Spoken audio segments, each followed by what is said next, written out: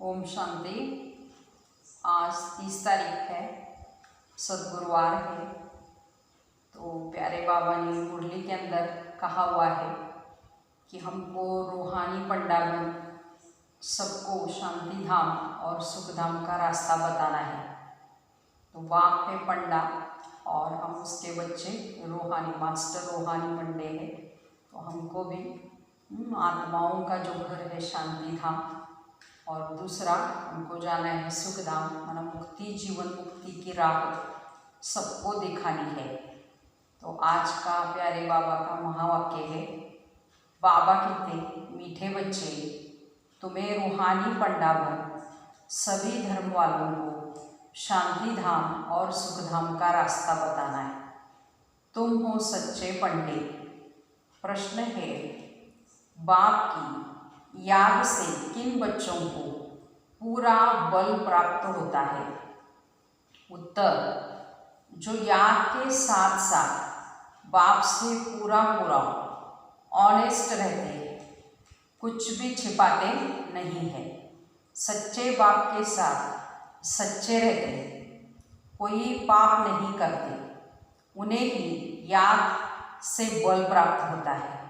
कई बच्चे भूले करते रहते हैं, फिर कहते हैं क्षमा करो, तो बाबा कहते हैं क्षमा होती नहीं।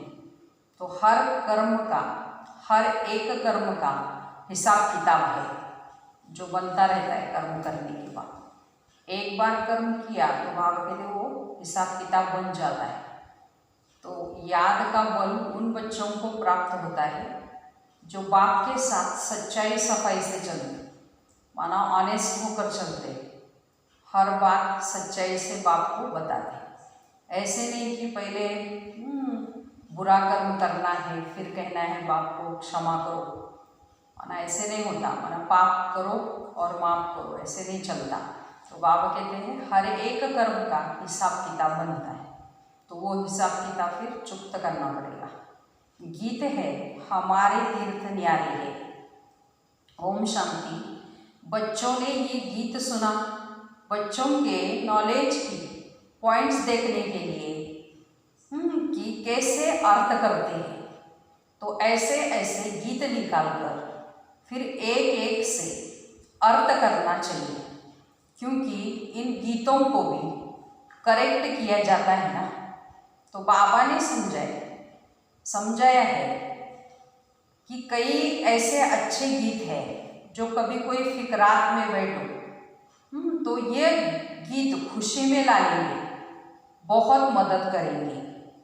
ये बहुत काम की चीज़ है, माना ये जो सॉन्ग्स बने हैं बाबा कहते हैं या गीत बने हैं, तो कभी भी बाबा कहते हैं से कंफ्यूज हो जाते हैं या थोड़ा बाबा कहते उमंग उत्साह कम हो जाता है या खुशी चली जाती है। तो खुशी में लाने के लिए या उमंग उत्साह बढ़ाने के लिए ये गीत अपने पास रखने चाहिए। तो ये बहुत काम की चीज़ है। फिर गीत सुनने से झट स्मृति आ जाएगी और उमंग उत्साह खुशी बढ़ जाएगी। तो तुम बच्चे जानते हो कि बरोबर हम इस धरती के लकी स्टार्स हैं। तो हमारे ये तीर्थ भक्ति मार्ग वालों से बिल्कुल न्यारे है।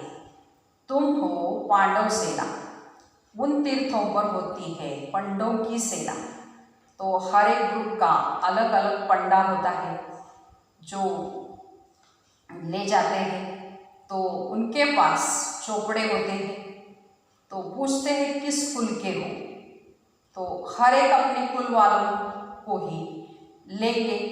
तो कितने पंडे लेकर जाते हैं, तो तुम भी रूहानी पंडे हो, तो तुम्हारा नाम भी है पांडव सेना। तो पांडवों की राजधानी नहीं है, पांडव पंडे को कहा जाता है। तो बाबा भी बेहद का पंडा है, तो गाइड को पंडा कहेंगे। तो पंडे ले जाते हैं तीर्थों पर। पुजारी लोग जानते हैं कि ये पंडे यात्रियों को ले आएंगे। तो ज्ञान मार्ग में भी तुम पंडे बनते हो, इसमें कहाँ ले जाने की बात नहीं है। घर बैठे बैठे ही तुम किसी को भी रास्ता बताते हो, फिर जिसको बताते हो वो भी पंडा बन जाते हैं। तो एक तुमको रास्ता बताना है, मन मना भव। तुम्हारे में भी बहुत होंगे जिन्होंने तीर्थ किए होंगे, बुद्धि में आता होगा ना, बद्रीनाथ अमरनाथ कैसे जाना होता है। तो पंडे लोग भी जानते हैं। तुम हो रूहानी पंडे, ये तुम भूलो मत कि हम पुरुषोत्तम संगम युगी हैं। तो तुम बच्चों को एक ही बात बुद्धि में है कि हम मुक्ति जीवन मुक्ति के पंडे, ऐसे नहीं कि स्वर्ग के कोई अलग पंडे हैं, मुक्ति के अलग नहीं। तुमको निश्चय है कि हम मुक्ति धाम में जाकर फिर नई दुनिया माना सुखधाम में आएंगे। तो तुम नंबर वार पुरुषार्थ अनुसार पंडे हो ना। पंडे भी अनेक प्रकार के होते हैं। तुम फर्स्ट क्लास पंडे हो, सबको पवित्रता का ही रास्ता बताते हो। तो सबको पवित्र रहना है, दृष्टि बदल जाती है। तुमने प्रतिज्ञा की है, हम सिवाय एक के और कोई को याद नहीं करेंगे। माना एक बाबा दूसरा न कोई, तो बाबा हम आपको ही याद करेंगे। आपका बनने से हमारा बेड़ा पार होता है। तो भक्ति भविष्य में तो सुख ही सुख है। तो बाप हमको सुख के संबंध में ले जाते हैं। यहाँ तो दुख ही दुख है, तो सुख भी काल विष्टा के समान है। तो तुम पढ़ते ही हो नई दुनिया के लिए। तो तुम जानते हो मुक्ति धाम जाकर फिर यहाँ आएंगे। घर में तो जरूर जाएंगे ना हम पहले। तो तुम पढ़ते ही हो नई दुनिया के लिए, माना ये पढ़ाई भविष्य के लिए, माना नई दुनिया के लिए। तो तुम जानते हो मुक्ति धाम फिर जाकर फिर हम आएंगे नई दुनिया में। घर तो जाएंगे ना पहले, ये यात्रा है याद बल्कि जो शांति धाम को भी याद करना है, बाप को भी याद करना होता है। और बच्चों को बाप के साथ ऑनेस्टी भी होना चाहिए, माना सच्चाई से सारा पता मिल देना है। बाबा कहते हैं ऐसे नहीं मैं तुम्हारे अंदर को जानता हूँ, नहीं, तुम जो एक्ट करते हो उस पर बाबा समझाते हैं, पुरुषार्थ कराते हैं। बाकी तुम कोई अवज्ञा अथवा पाप करते हो तो पूछा जाता है कोई पाप तो नहीं किया। तो बाबा ने समझाया है, कल भी समझाया था, आज भी बाबा समझा रहे हैं कि बच्चे ये आंखें बड़ा धोखा देती है सब कर्मेंद्रियों में। तो ये भी बताना चाहिए कि बाबा आज आंखों ने हमको बहुत धोखा दिया। यहाँ तो डर रहता है, घर में जाता हूँ तो मेरी बुद्धि चलायमान होती है। बाबा ये हमारी बड़ी भारी भूल है, कहते हैं हमको क्षमा करो। तो बाबा कहते हैं क्षमा इसमें बात ही नहीं है, ये तो दुनिया में मनुष्य करते हैं। कमाई ने चमाट मारी, अच्छा माफ़ी मांगी काम खलास। तो ऐसे माफ़ी मांगने में देरी थोड़ी लगती है।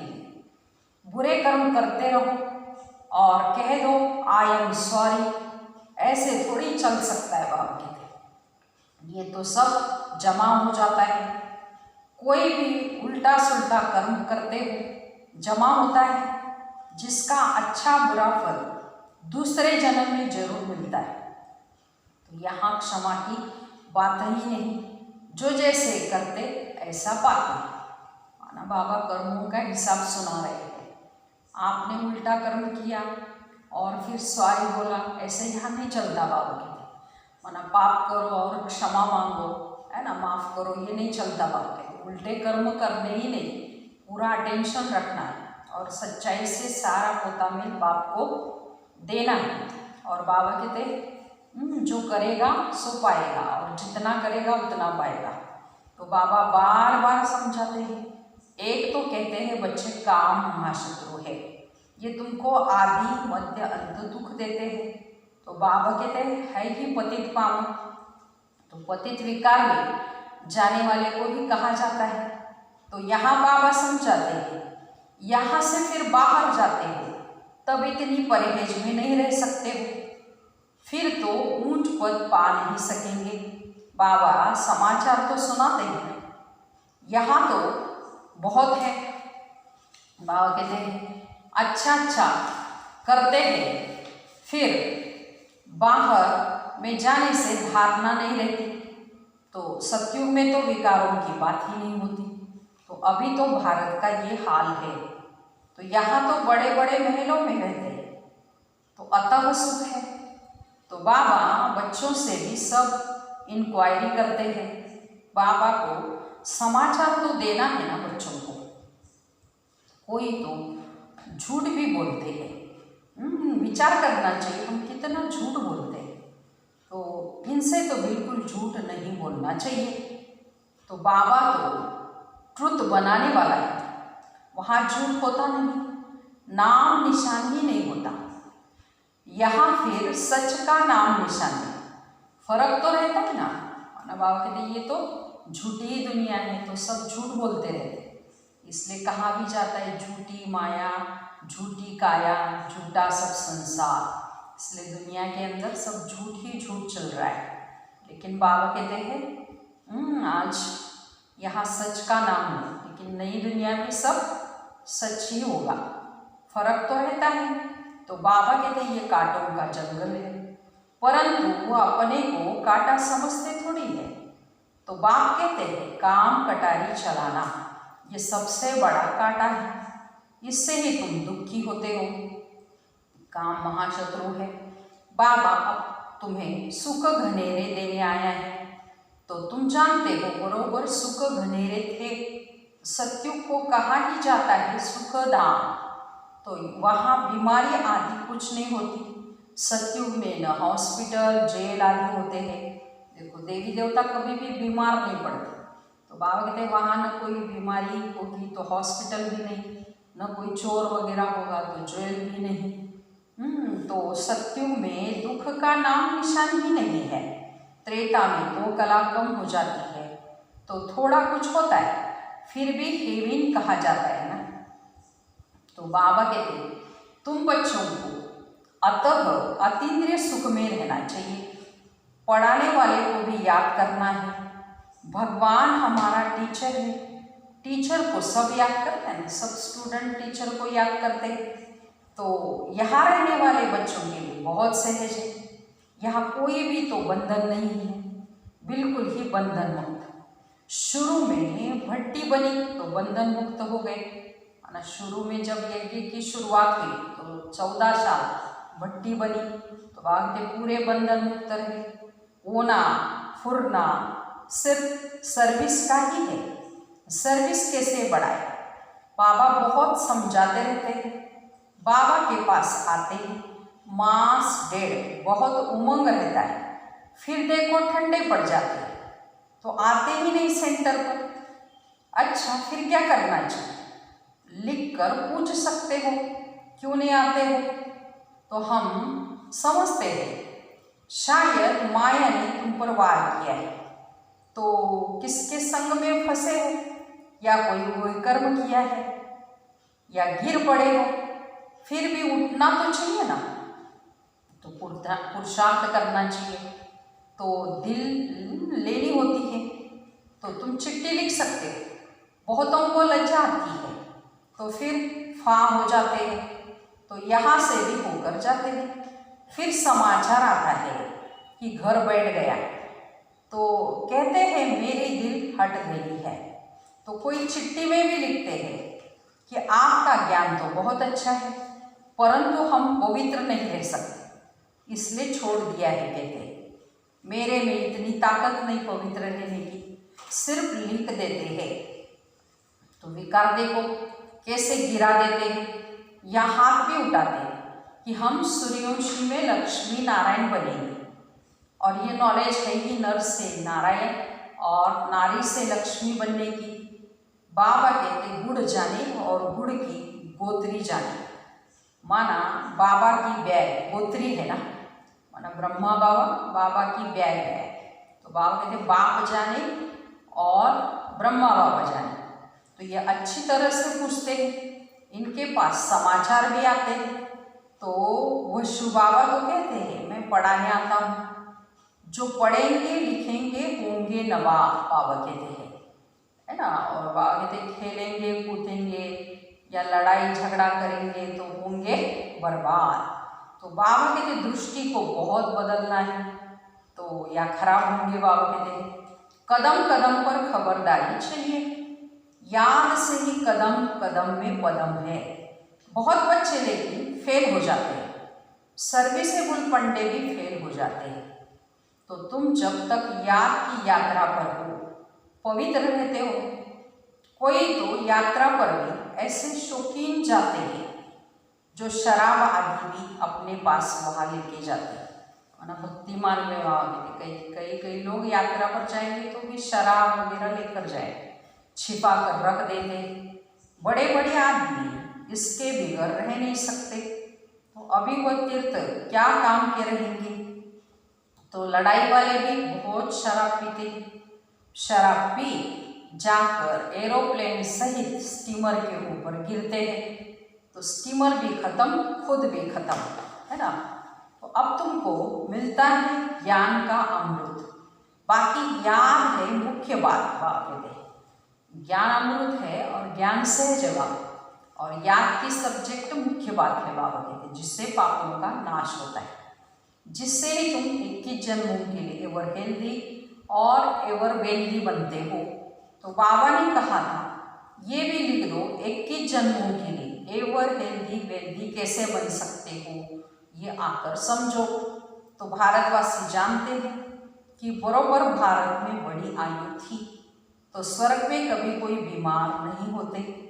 तो स्वर्ग में देवी देवताओं की आयु 150 वर्ष की थी, 16 कला संपूर्ण थे, सर्वगुण संपूर्ण थे, डबल अहिंसक मर्यादा पुरुषोत्तम थे।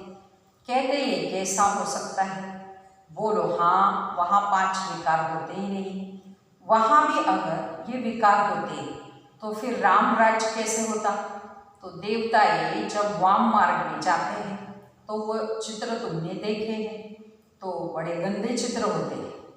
तो ये बाबा कहते हैं हमने जो देखा वो बताते हैं। तो शिव बाबा कहते हैं मैं तो सिर्फ नॉलेज देता हूँ, शिव बाबा ज्ञान की बातें सुनाते हैं, तो ये अपने अनुभव की बातें सुनाते रहते हैं। तो 2 है ना, ये भी अपना अनुभव बताते रहते हैं, ना। ब्रह्मा बाबा भी अनुभवी रहते हैं, तो अपने अनेक प्रकार के अनुभव सुना के बच्चों को भी ज्ञान देने का पुरुषार्थ करते हैं।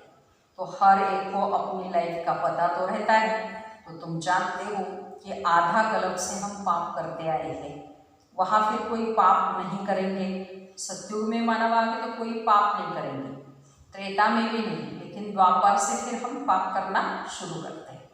तो यहाँ पावन कोई है नहीं कलयुग के अंदर। तो तुम बच्चे जानते हो अभी रियल भागवत चल रहा है, तो भगवान बैठ बच्चों को नॉलेज सुनाते हैं। वास्तव में होनी चाहिए एक ही गीता। तो बाकी शिव बाबा की बायोग्राफी क्या लिखेंगे, तो ये भी तुम जानते हो कोई भी किताब आदि कुछ भी रहेगा नहीं, क्योंकि अभी विनाश सामने खड़ा है। फिर ये पुरुषार्थ की नॉलेज भी खत्म हो जाएगी, फिर प्रारब्ध शुरू हो जाती है। जैसे ड्रामा बाबा कहते हैं में जो पार्ट हुआ रियल फिरता रहता है, फिर नए से प्रारब्ध शुरू होगी। तो इतनी सब आत्माओं में अपना अपना पार्ट नुदा हुआ है, तो ये बातें समझने वाले समझे। तो ये बेहद का नाटक है। तो तुम कहेंगे हम तुमको बेहद नाटक के आदि मध्य अंत का राज बताते हैं, वो निराकारी दुनिया है, ये साकारी दुनिया है। तो हम तुमको सारा राज समझाते हैं। तो ये चक्र कैसे फिरता है, जिसको तुम समझाएंगे उनको बड़ा मजा आएगा। ऐसे मत समझो कोई सुनता नहीं। तो प्रजा बहुत बननी है, हार्ड फेल नहीं होना चाहिए। सर्विस में तुम समझाते रहो किसी को भी। व्यापारियों के पास ग्राहक तो बहुत आते हैं, तो हम तुमको समझाते हैं। बोलो कैसे 84 जन्म लिए हैं। तो भारत में देवताओं का राज्य था, फिर वह कहाँ गए, कैसे 84 जन्म लिए, हम तुमको ये समझाते हैं। भगवान वाच है, तुम अपने जन्मों को नहीं जानते, तो सर्विस बहुत कर सकते हो। जब भी फुर्सत मिली है बोलो, तुमको विश्व की हिस्ट्री ज्योग्राफी हम समझाते हैं। तो सिवाय बाप के कोई भी समझा न सके, आओ तो तुमको रचता और रचना का राज समझाए। तो अभी तुम्हारा यह अंतिम जन्म है, तो भविष्य के लिए अभी तुम कमाई जमा करो। बाबा समझाता है ना, बच्चे तुम ऐसे ऐसे सर्विस करो, मना राय देते हैं। तुम्हारे ग्राहक ये बातें सुनकर बहुत खुश होंगे, तुमको माथा भी टेकेंगे, शुक्रिया भी मानेंगे। व्यापारी लोग तो और ही जास्ती सर्विस कर सकते हैं, व्यापारी लोग धर्माओं भी निकालते हैं, तो तुम तो बड़े धर्मात्मा बनते हो। बाप आकर तुम्हारी झोली भर देते हैं अविनाशी ज्ञान रत्नों से, बुद्धि रूपी अनेक प्रकार की राय बाबा बच्चों को देते हैं। ऐसे ऐसे करो, पैगाम देते रहो, थको मत, बहुतों का कल्याण करने लग जाओ, ठंडे मत बनो, अपनी दृष्टि को भी ठीक रखो, फिर क्रोध भी नहीं करना है, युक्ति से चलना है। तो बाबा अनेक प्रकार की युक्तियां बच्चों को समझाते रहते हैं। दुकानदारों के लिए तो बाबा कहते बहुत सहज है, वो भी सौदा और ये भी सौदा, कहेंगे ये तो बहुत अच्छा सौदा है, तो झट ग्राहक जम जाएंगे। तो कहेंगे ऐसे सौदा देने वाले महापुरुष को तो बहुत मदद करनी चाहिए। तो बोलो ये तुम्हारा अंतिम जन्म है, तुम फिर मनुष्य से देवता बन सकते हो, तो जो जितना करेंगे उतना पाएंगे, है ना। बाबा कहते ये हिसाब है कर्मों का, और जैसे करेंगे वैसे पाएंगे। तो अपनी जांच करो कि हमारी दृष्टि ने बुरा काम तो नहीं किया। बाबा कहते चेक करना है अपनी आंखों को, स्त्री की तरफ रग तो नहीं गई, लचाएगी तो छोड़ देंगे। विश्व का मालिक बनना कम बात है क्या। बाबा कहते हैं जितना पुराना भगत होगा वो बहुत खुश होगा। बाबा कहते हैं भक्ति थोड़ी की होगी तो वह कम खुश होगा। ये भी हिसाब है ना। बाबा कहते हैं बुद्धि कहती है अब हम जाएंगे घर, फिर आएंगे नई दुनिया, नया कपड़ा पहनकर पार्ट बजाएंगे। तो ये शरीर छोड़ेंगे और बाबा कहते golden spoon in the mouth, मानवा कहते अभी ये शरीर छोड़ेंगे तो हम डायरेक्ट सुखधाम जाएंगे। मानवा कहते सुखधाम में सोने के चम्मच से खाएंगे। अच्छा मीठे मीठे सिकलते बच्चों प्रति माता पिता बाप दादा का याद प्यार और गुड मॉर्निंग। रूहानी बाप की रूहानी बच्चों को नमस्ते। हम रूहानी बच्चों की रूहानी माता पिता बाप दादा का याद प्यार गुड मॉर्निंग और नमस्ते। अभी धारणा के लिए मुख्य सार सुनेंगे। पहली पॉइंट है दृष्टि से कोई भी बुरा काम नहीं करना है, अपनी दृष्टि को ही पहले बदलना है।